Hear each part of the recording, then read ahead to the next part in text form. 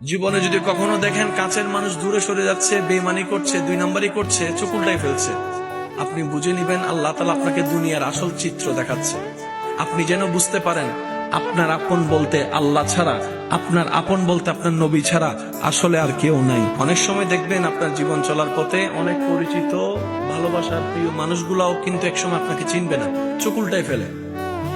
বিশেষ করে আপনার যখন দুঃখের কষ্টের সময় যাবে, মনে রাখবেন ভালোবাসার সাথে শ্রদ্ধার সাথে বলে যায়, জীবনের কোন পরিস্থিতিতে যদি এই দৃশ্যটা আপনার সামনে আসে, আপনরাই দূরে সরে যাচ্ছে, মনে রাখবেন আপনার আল্লাহ আপনার উপর দয়া করা শুরু করেছেন। সুবহানাল্লাহ।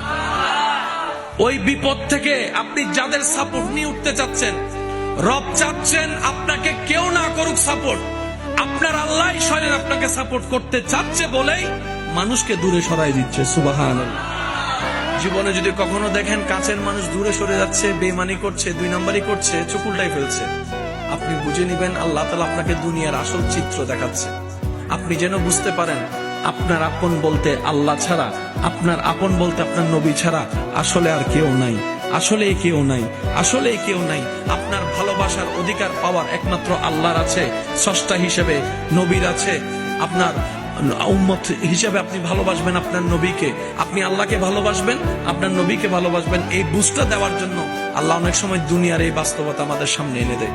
আল্লাহ তাআলা আমাদের সবাইকে বুঝার আমল করার তৌফিক দান করুক। আমিন।